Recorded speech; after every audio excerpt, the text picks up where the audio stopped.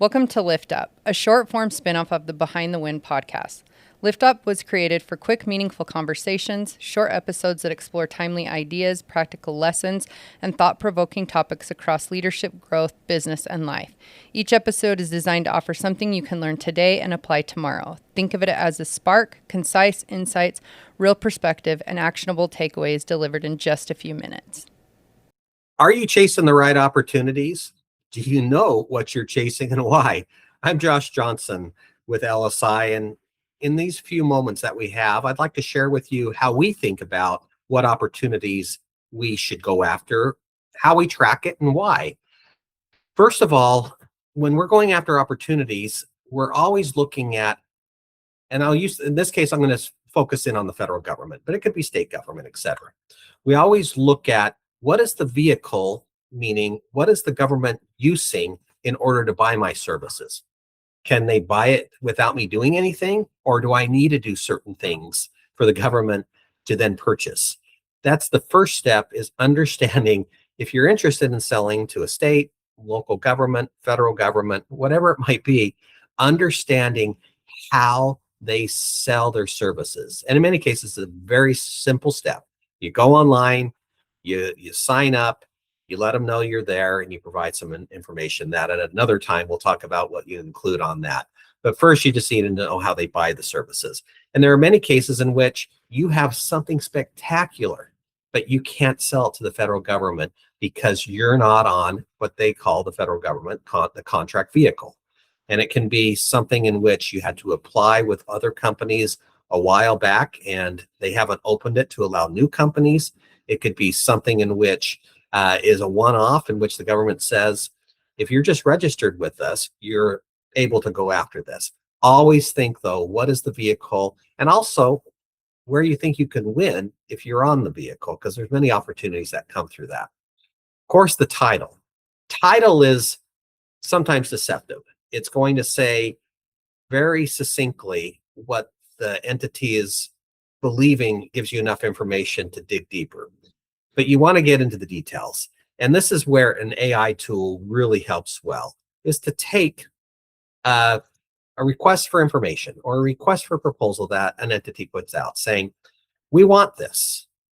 Do you have this? And if you do, this is how you submit. And with an AI tool, you can get really deep into that proposal very quickly to see if it fits your needs. And if it does, then you take a longer look at it. But again, the title is important just to include, and then you move on very quickly after that if you have multiple opportunities coming up, so that you don't lose sight or dig too deep in the first one. So this is just your initial, I'm looking for opportunities and I've made a list, and then you come back and then you use the tools to get into that. The other important thing is the agency, or the state entity or the federal entity, who they are, and can you actually win stuff with them? For example, a lot of the Department of Defense or Department of War opportunities require a certain accounting system. So you may not want to do that for a variety of reasons, including cost. But there's other agencies who don't. So you need to understand the agency. If you've won work there, you stick with it. You grow your presence there. It's very hard to get into the selling to the government, regardless of where local, state, or federal. Once you're in with an entity, then they know you. You have a relationship. You have performance. If you just keep jumping around, it's very hard to keep winning. And a lot of people I see do that. They say, oh, here's 10 opportunities. There are 10 agencies. And now I have to learn every single agency, their points of how they sell, etc. So I'd encourage always to focus in on an agency where you think your needs are going to be met, or you see that they're interested in what you do. Also, you want to know when something was released and when is the response. Let's say that I saw a great opportunity and it's been out there for 6 months. There's an issue there. What does that mean? If they released this 6 months ago and it's open, did they forget to take it off? Did they not have enough people encouraged to do it? What is the reason why? And in many cases, if they have a response date, then you know that, they might be giving more time. But the response due date, to me, is what we focus in on a lot, because we're always looking every day what's happened or released that time. So we're getting very up-to-date moments. But the response date tells a story. Let's say that something was released today and it's due on Friday, let's say 3 days from now. That's pretty quick. To me, that probably says they already know somebody who offers these services. That's not to say you can't still go after it. But if it's the response dates in a couple weeks or a couple months or several months, they're giving time to look at this. And it's really a great opportunity if it's a request for information, which we've talked about on early episodes, or request sources sought, where they're letting the industry come in and say, hey, we do this. And you don't have to wait for those. You can pitch to the government at any point. This is what I do and how I do it. So just know when it's released and responses, there's a lot of strategy on how to do that. Now, in addition to this, you want to know where is this service going to be done? Let's say that I offer a great service, construction service in Wisconsin, and then I see 6 other states offering a similar type of thing I'm doing there. Do I have the capacity to do that? Do I have partners in other states? Am I big enough to tackle that? If I don't, because you can win it doesn't mean it's great. And so you always want to focus in, depending on your service, is it something that can be readily done without having an office per se there or a facility there? And if it's out of your lane or out of an area, really think hard on that, because moving equipment, people, training people, ensuring people are going to the office, doing the work they need can become a headache. You also need to understand government does this and across the spectrum, and they call it a set aside, which basically means who can compete for this. They'll say, I want women-owned companies, I want service disabled veteran companies, or I want just small business or anybody. When it's set aside for a specific audience, that's telling you a lot in the story as well, that there could be companies that meet these needs, 2 or 3 already. And so the person who's offering, asking for people to bid on it might already know that, oh, I know 2 or 3 small business women-owned companies. So I'm just going to say, in order to do this, you got to be a woman-owned business. Focus in on that and make sure you understand early so that you're not wasting time on going through an opportunity when you can't compete for it because you don't meet those needs. Some will even say, we have economically distressed areas in our state, and we want you to set up your company in these. And we're going to give you a preference that you can win this if you can tell us specifically that you'll employ people from there and you'll have your place of performance there. And those are called, economically distressed communities.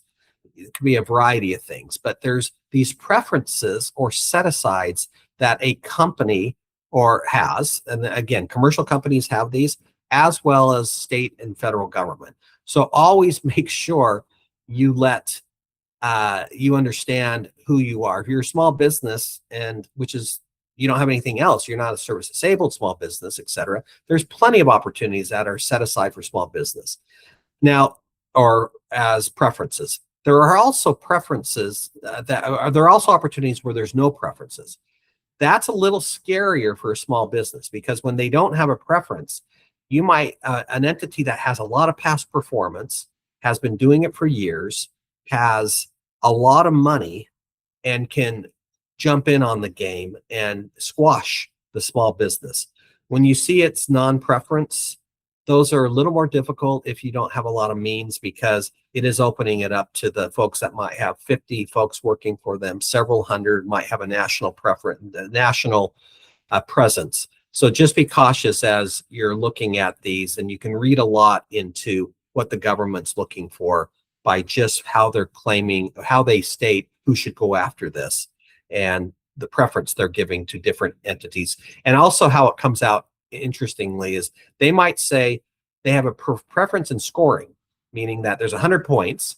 And if you are a women-owned business, we're going to give you 4 points right off the bat. And so now I have to look at, if I'm not a woman-owned business and I have a competitor who is just who is a women-owned business, it's going to be hard for me to potentially beat them because they have 4 points already under their belt that I lose because I'm not a woman-owned small business. So when they give these preferences in there, even though it's not saying you have to be this, but it's saying you got certain points to score if you are in there, it does enable these types of companies who are referenced as specific point winners in a section, in many cases, a leap ahead of others. Once you understand you're meeting all those things I just mentioned, then you get into the details. And this is where an AI tool, simple things such as, hey, we are a small woman-owned business. We provide construction services that entail street paving, sidewalks. We are interested in growing our construction practice in this area. Tell me whether, and you want to give some more information in your AI tag of asking the question, and then ask, now I want you to provide the requirements for this, recognizing who I am and what I do. Very quickly, you'll get responses back that will tell you high level that, oh, you missed this. You have to have insurance, or, oh, you missed this. You have to show 6 different types of past performance in different areas. And then if you do meet the specific details of what they're looking for, then you write it. And that's pretty straightforward. We do this internally with our own work that we go after, and then we work with multiple entities where we're doing everything I've discussed, and then we're also writing the proposal. It may seem scary at first, but honestly, once you get into it, it becomes everyday opportunities you're looking at. You're putting into a longer term evaluation of opportunities that hopefully you can win. And again, it's not scary. I encourage you to look deeply into this, and we're free to chat and give advice and provide additional thoughts that you may have as you develop what we call this opportunity pipeline, or opportunities that you can pursue as a company. Thanks for taking the time to share these thoughts, and giving me the time to share these thoughts with you.